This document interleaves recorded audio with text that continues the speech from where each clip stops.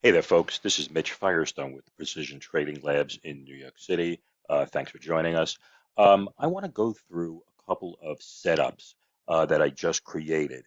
And so before I do that, I'm actually going to take you through the principle of what what the basis of creating the trade entry is and what's behind the trade. And so I'm going to talk to you a bit about the concept of supply and demand before actually showing you the setups that I created. And what we'll do is we'll kind of go back and look at a prior setup. In fact, what we're looking at right here in the chart that you have in front of you here, this is the YM futures. So this is what tracks the Dow Jones Industrial Average. Okay. Also, if you trade ETFs, you might be familiar with the DIAs, which is the diamonds. Those are also an instrument that tracks the Dow Jones Industrial Average. But in this case, we're looking at a futures chart here. But essentially, they're both tracking the same instrument. Okay, so I'm going to basically kind of show you basically show you the supply and demand concept using this chart. We'll then kind of go and look at a couple of new setups that I created with some stocks. We'll then talk about how does one express that trade once you have the chart. And basically the two basic ways of expressing the trade is either to buy or short the stock directly, or to utilize options to express the same bias, depending on whether you have a bullish bias or a bearish bias. And in fact, on each of the two symbols that I'm looking at, in fact, I do have one kind of bearish trade and one bullish trade. And so we can kind of look at either end of the seesaw on that. So that's what we'll kind of do. We're going to go through all of that. And then lastly, as part of this, I'll kind of do a little rundown on how one looks at the concept of time in terms of executing the trade utilizing options. As we know, of course, options have two key components to them: a strike price and an expiration date. And of course, the expiration date and how much time you have till expiration is all, of course, dependent on how much time you buy or sell in the case that you're in the case of actually selling options. But one way or another, you have an expiration date associated with the option that you're utilizing in a trade. And so I'm going to talk to you about one part of that here today in terms of if we're going to be buying options, how one wants to look at time and how tactically one actually will then how one actually selects an expiration date. And so we'll kind of go through all of that. So at any rate, I want to see if I can get all of that done in 30 minutes. I've got 27 minutes left to go now. And so let's see how we do. It's pretty ambitious, but let's see how we do here. So at any rate, we're looking at the Dow here. Okay, so these were the Dow futures. And so this is the Dow futures back in July of this year. And I was looking at this chart at the very end of August, on August 30th. Okay, and I was looking at this chart and I noticed that right here in this region, price came down and then and this is a 4-hour chart here. Okay, so obviously, since this is the futures that trade more or less around the clock, each 6 candles are essentially what makes up a full trading day, as opposed to stocks, of course, which trade basically, at least in the regular hours, for 6.5 hours. And so as a result, if you're using a 2-hour chart, that would basically mean that you would have more or less 7 candles.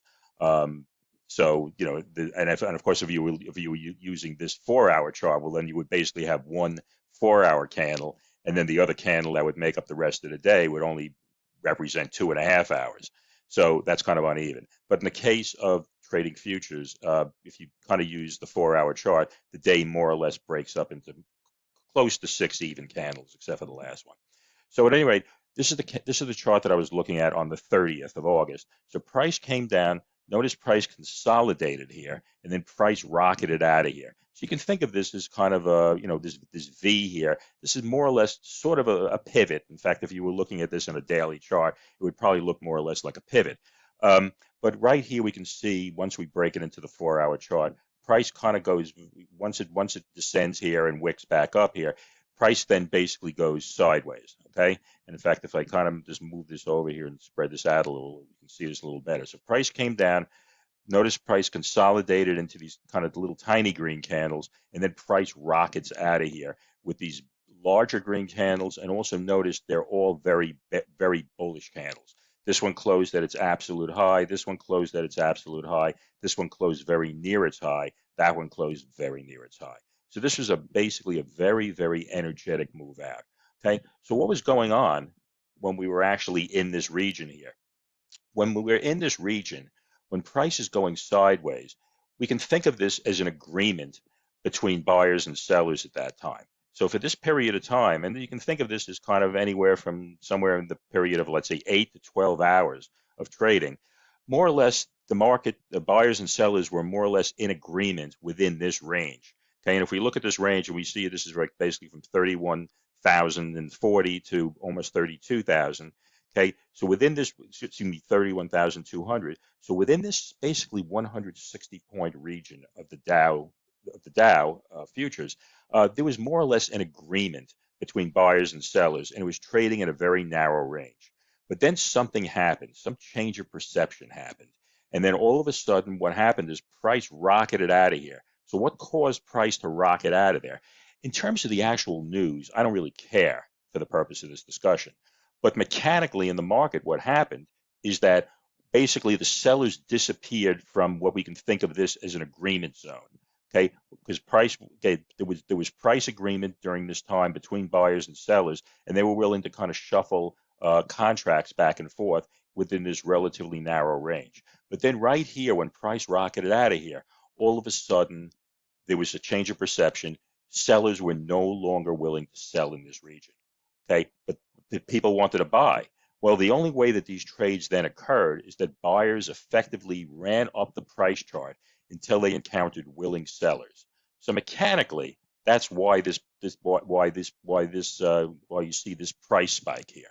Okay, and so that price spike basically went from the front of this zone here, and basically went to there. So we can see that huge spike there is all due to and what we think of this as an exhaustion of sellers. Okay, the sellers disappeared from what we can think of this here as an agreement zone.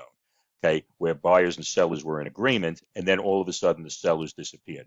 We can think of that as an exhaustion of sellers. Okay, and then as I said, the buyers ran up the price chart until they encountered willing sellers, and that's why we see this move here. Okay, so the question is, well, why do we care about this? What does this mean for us?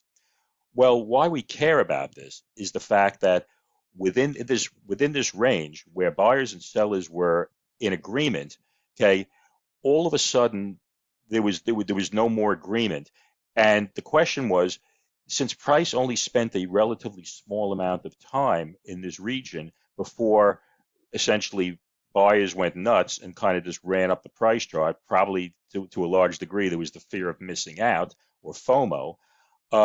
The thought is that when price returns to this region, I don't necessarily think there were literally unfilled orders here, but there was likely other buyers that wanted to buy here. They just never got the chance to do so because price very suddenly and very, very violently rocketed out of this region here. Okay, and so we can think of this region here where there was agreement, was that if you could think of the buyers here, these were basically the demand for shares, or in this case, contracts at this price. Okay.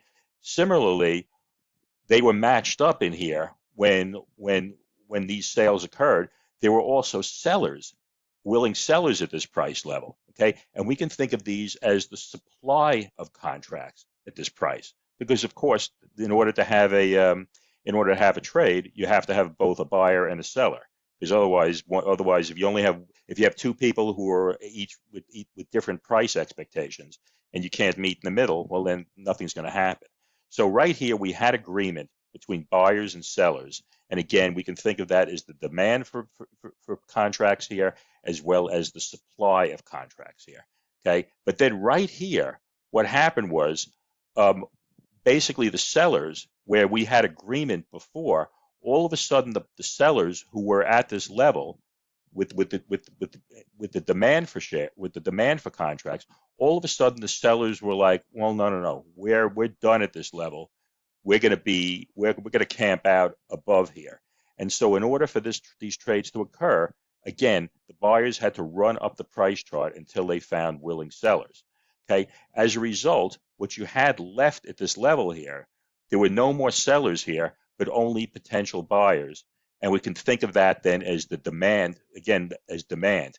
Consequently, once the sellers leave this zone, this agreement zone, where there was supply and demand at this zone, now all of a sudden there is only demand that's left.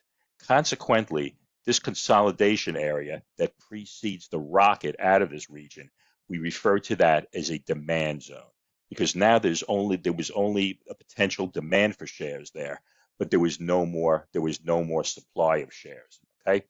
And so the way our trading system works is that we set up trades when it kind of has this sort of structure and this kind of movement. And what we're basically doing is looking for price to return to this level where there is a demand zone. And there's the expectation that a good amount of the time, what's going to happen is there is still what you might think of price pressure that's still left in this region. And so when price returns to this region, we can expect to see another pop. Now, is there a guarantee that that situation exists? Of course not. This is trading, okay? But having said that, we have seen evidence over zillions of trades and decades of time that this, in fact, is very much the case a large amount of the time. And so what we do is we then set up a trade where we kind of use this region as the setup for a forthcoming trade. Okay, and of course nobody is expecting this to work all the time, and so this is of course why we have risk management.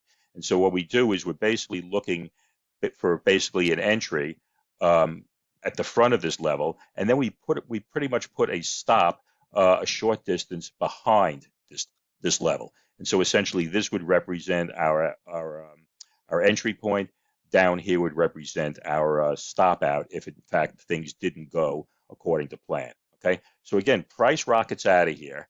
Okay, and then what we're looking to do is we're looking for a pullback, in a sense, that concept of buying the dip. We're waiting for the dip back here, and then we're essentially looking for at some point, whether it's at the front line or somewhere within this zone, we're then expecting to see another, essentially some semblance of a repeat of this and a bounce, and that's going to basically take us out of this region. We're going to get this bounce, and that's the basis for the trade. And again, we set the trade up so that we're going to get in at the front line or some point within here, and it'll vary depending on the market circumstances. And then we're going to always have a stop behind here. So that's the basis for this trade. So if we now flash forward, and we kind of just move ahead in time here. Again, this is when I was looking at this on the 30th of August. And if we then go back, this is what occurred on, this was September 6th. Okay. And so on September 6th, price came down here. Notice then price dipped into the zone, kind of went a fairly chunky distance into the zone, but eventually price then popped, and we ended up getting a nice bounce out of there. So again, this is what we were looking at earlier. Right there's the bounce. Right there is what we were looking for tactically in the trade. And then once a short time later, price came back, and then price rocketed out of there. And as I recall, what we had was I put on, I think, 2 targets on this, and the first target was somewhere around here, and then the second target was basically, I think I was using that local high here, and so that was the second target on that trade. And so basically this turned out to be approximately, I got about a little less than 3-to-1 on the first part, and approximately about 5-to-1 on the second part. You can see it obviously went a much longer distance, but it wasn't going to get greedy, and so that was the setup.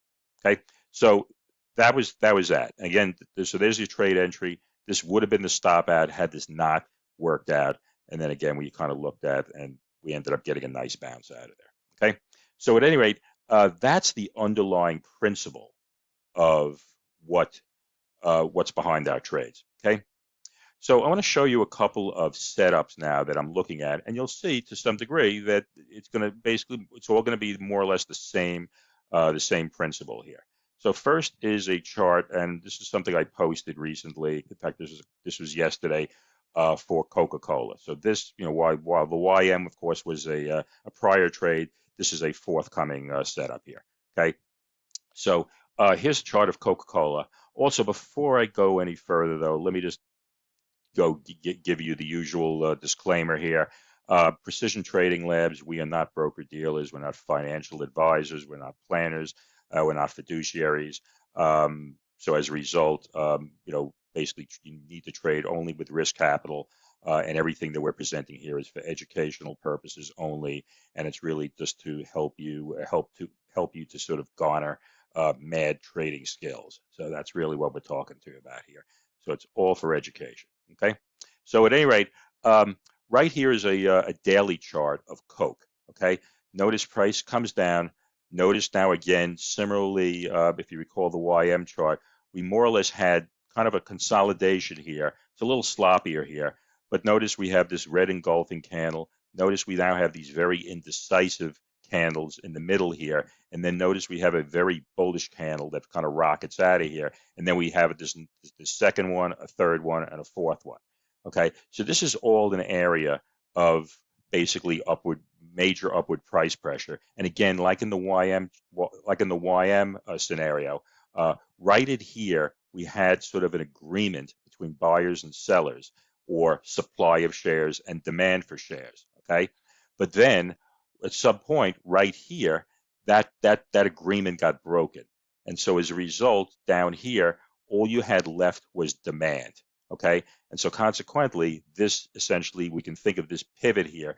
This is also a demand zone. Okay. And again, we're expecting that same behavior when price eventually pulls back here. We're going to expect to see a bounce out of this area. And that's what we're going to be looking for, and that's how we're going to set up this trade. Okay, so if we're going to talk about getting into this trade. If we're going to buy the stock, we'll buy it at 59.23, and our stop out is going to be at 58.10. That's 15 cents below the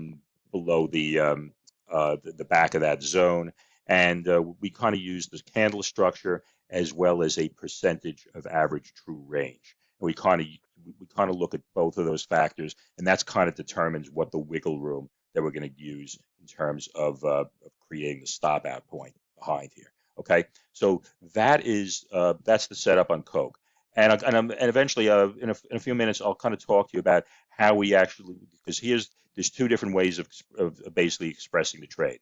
One, of course, would be to buy the stock. The second one, of course, we could also buy a call, okay, in order to express the trade. But either way, to express the trade, we would buy the call at the same exact entry point that we would buy the stock. So if we were going to buy the stock at 59.23, we would buy the particular call that we want at 59.23. And again, we would use the stop out to basically stop us out of the option trade. So we're basically using the price action chart as our guidance in order to guide our trade management on the options trade. Okay, so that's why we say it's expressing the trade, because we can take this chart and we can express a trade. We can express any number of trades on Coke, all based on this same exact entry point. Okay, so I'll talk to you in a couple of minutes about why we chose this particular option. Okay, but before I do that, I'm also going to show you. I'm going to show you this sort of the same principle of a trade, but putting it on its head. Okay, so here's a setup on Comcast. Okay, and so notice up here, now we're looking at a bearish trade scenario. So price came up here. Notice now price consolidated in this region. And so before, when we were looking at very bullish candles coming out of that demand zone, here we're looking at a point where this agreement zone got formed between buyers and sellers. Okay, so we had the demand for shares. We also had a supply of shares here, but as opposed to the Coke, where where there was an exhaustion of sellers, in this particular case there was an exhaustion of buyers.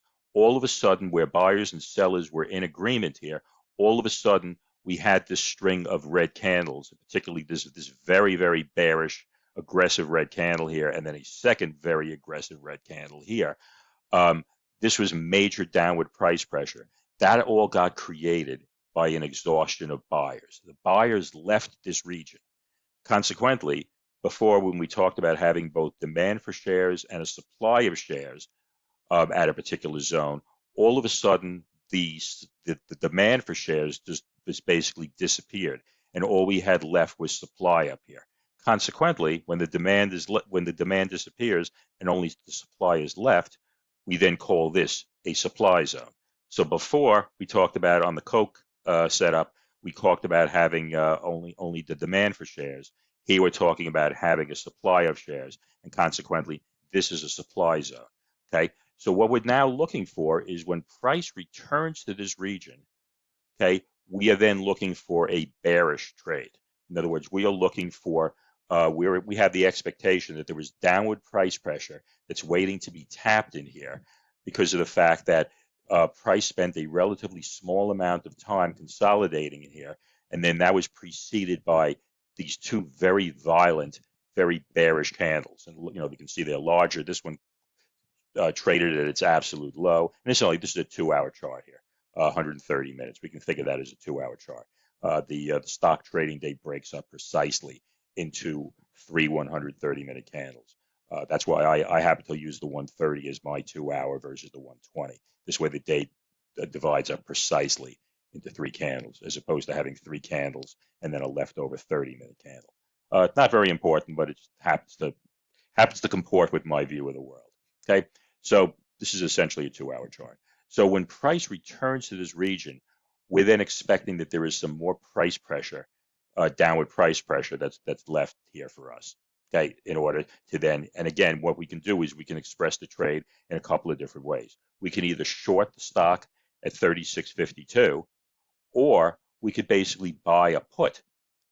Okay, basically buy a put. Our entry, again, if we bought the put, would be at 36.52, but instead we're going to actually utilize, we're going to buy a put slightly in the money. So we would basically buy the 37.50 put, which would be, of course, a little above here. And since we would be buying this at but the entry would be at 36.50.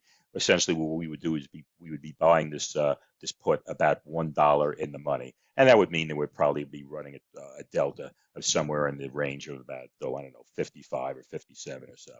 Okay, so anyway, that's the way we're going to that's the way we can express the trade using either calls or puts. And in this case, of course, we would be using a put. So you can see it's the same trading principle of supply and demand. We just kind of inverted it for the purpose of a bearish trade. Okay. So if you notice here on the setup here, talked about buying the January 20th, 2023 expiration date and buying the 37.5. So we just talked about the 37.5. We're buying it about $1 in the money, and that's so we're running, sufficient delta. And of course, you could buy this thing deeper in the money, and you could be, of course, then have a larger delta, which of course is how much the option moves versus how much the stock moves. In terms of getting the leverage of what you want, as well as what the market conditions, different traders will have different viewpoints about how much delta they want to use. I'm happy on this one to kind of set it up just the way I did it here. So the question is, though, why the January 20th? Okay, so we're looking at today is the 14th of September, and so obviously we're talking basically 4 months out then, going out to January 20th. So we can think of this as buying approximately 100 days of time. Okay, and of course, as we know with options are measured in calendar days versus trading days. Okay, so if you look at an options platform, you'll see when it says 120 DTE, it's actually referring to calendar days. Okay, so there's no translation needed between trading days and calendar days. This is actual days on the calendar. Okay, so why that particular? Why am I buying that much time? Okay, we may only be in the trade once it comes up here for a few days. Maybe it's even going to be only a couple of days. On the other hand, we could get stuck in the trade for a week or two. We really don't know how the thing is going to behave. So why buy that time? Okay. Well, the reason for that is this. And I kind of go through this, and some of our subscribers have heard this, but as a really quick review, um, there's the concept of time decay. And in fact, let me kind of go back to this. Okay, so this is what basically the time value in an option is going to degrade, and basically the value of time is going to leak out of it. And so if it was a linear relationship, well, this is what it would look like.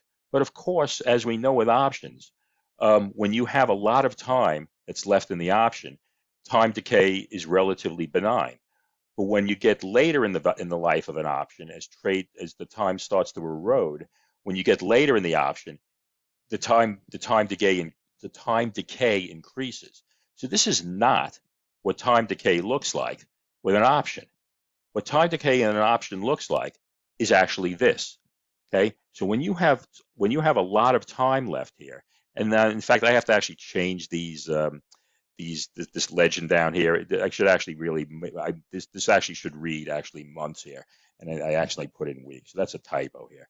So when you got like 4, 5, 3, 4, 5 months, this is what the time decay looks like. It's kind of relatively benign, but then as time goes on, okay, when you get down to the last month and the last several weeks, the time decay becomes more and more significant, and that's reflected here by the slope of this line. Okay, so up here the slope is relatively flat. Think of it like the bunny hill on a ski slope, right? Okay, but over here you can see basically the slope becomes steeper and steeper until right here you're kind of like into extreme skiing down here, and particularly here. Okay, where you're basically going almost vertical here. Well, this is kind of what time decay looks like. Okay, so in the beginning, when there's a lot of time decay is relatively benign. It starts to accelerate, and then it kind of really accelerates as you go along. Okay, and so as a result, okay, this is more or less, you want to be buying your options when basically time decay is relatively gentle here, and you want to be selling options if you happen to be a net seller of options and using, in other words, using, let's say, credit spreads. More or less, you want to be selling less time, but because of the fact that the time decay is going to be more violent here than here. Okay, and so as a result, that's kind of what we're saying here. So when you're higher on the curve here of time decay, this is where you want to be a net buyer of options, and because basically the options are going to be net a little cheaper on a per unit basis, but more importantly, its value is going to decay slower. Here, it's the exact opposite. Basically, net, the value of a day of time is going to be greater here than a value of a day of time up here. And as a result, net, you're taking in more if you buy it sort of further down the curve. In the aggregate, you're actually collecting less money, but for that shorter amount of time that you're in that trade, net, each day that passes, you're accruing more profit. And so as a result, right here, you can think of the time as being more expensive. And so in this region, you want to be a net seller of options. Here, you want to be a net buyer. Consequently, if we go back to the chart here, that's why we're buying. We're basically buying a buying a put that's 4 months out. And if we kind of look at the options chain for CMCSA, and we look at its the chain on this, we can see, and let me just show you the actual options chain here. So here is the January, and if you notice here, there's a January, and then the next available one was the November 18th. So it was a choice of either buying an option 2 months out or 4 months out. And based on what I just showed you, it was almost a no-brainer that I'm willing to pay for more time And then, of course, when it comes time to close the trade, I'm going to collect proportionally more. Because if I bought the November, then the time decay on this trade would actually be greater. And in fact, I can actually quickly show this to you here. Um, if I'm if we look at here at the what's referred to as theta, okay, this is what the theta is on the January, and you can see that this is what this is really telling us is we're going to lose about $9 a contract. Let's say if you bought a contract, which of course controls 100 shares, okay. If we bought a contract, if we ended up getting into this trade, and let's say we cost us about $350, this is telling us we would lose about $9 um, after a day passed. Okay. On the other hand, if we bought the November and I click this up here, notice that thing jumps to 1.3. Okay. So that's showing you'd lose $13 versus $9 for the same passage of one day. That's significant. Okay, if you think about $9 versus $13, that's basically 4/9. So that's more or less a 44% difference in how much time value you're losing for that passage of one day. That's significant, and in fact, that margin would actually grow the longer you're within this trade. So it might be a 44% difference now. If you happen to be in this trade for another 1 or 2 days, or even a week or two, all of a sudden that would grow to probably 50 or 55%. Okay, that's significant. And so as a result, what we want to do is we want to be value shoppers when it comes to time. You pay more for time, but then you're going to get more back when you actually close the trade. Okay, so that's one way we can express this trade. The other way we can express a trade is, and in fact, I'm going to use this level right down here. So another way, if we were going to buy, let's just say we were going to buy a call that was right here, we could either buy the 34 call if we were going to happen to utilize this region here as a zone, okay? Or what we could also do is we could also create what's referred to as a vertical spread and a debit spread. And what we could do is we could buy the 34 call, but then above it we could sell another call, and let's just say we would sell, let's say, the 38. I haven't actually looked at this yet, but I'm just trying to illustrate a point here. So you could buy the 34 call, you could sell the 38 above it, okay?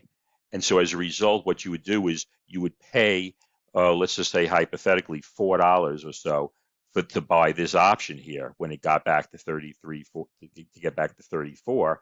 If let's just say you bought the, I don't know, the 32 strike price or the 32.5, if you might pay $4 for this one, but if you sold one above here, then in fact that price would then that would reduce the price of your entry, and you might, let's just say, be able to sell that for, I don't know, let's say $1.50. And so as a result, instead of paying $4 to get into this trade, it would only cost you about $2.50. Now, of course, there would be a trade-off for doing that. The trade-off for doing that is essentially you would get less bang for your buck in terms of if in fact the price started to work for you. In case the trade started to work for you. Okay, and instead of having a delta of, let's say, 55 or 60, you might only be running a delta of 30 or 35. It becomes a gentler, slower moving trade. But in fact, that might in fact be very desirable. Particularly like we're actually in the midst of kind of a little mini market meltdown here. Today's the 14th of September. Yesterday on the 13th, the Dow actually had its worst day since June of 2020. Okay, so that's about call that like 28 months. The Dow actually dropped about 1,200 points yesterday, and it's down a bit today again.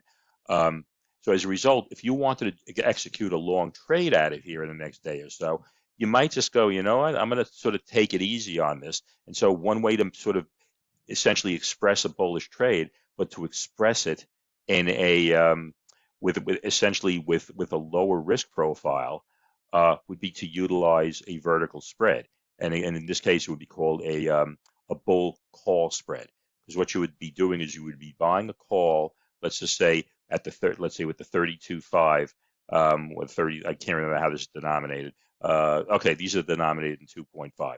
So you would buy the 32.5, but then you would sell above it. Maybe you'd sell the 37 or something like that, or excuse me, the 37.50. Um, and so that would be another way to get into this and to get into this trade. And again, that would lower your price of entry. And then the last way you can express this trade, and this I don't think this would really apply here because of the fact that this doesn't necessarily move enough. So, but what you could also do is you could also set up this trade in order to collect premium.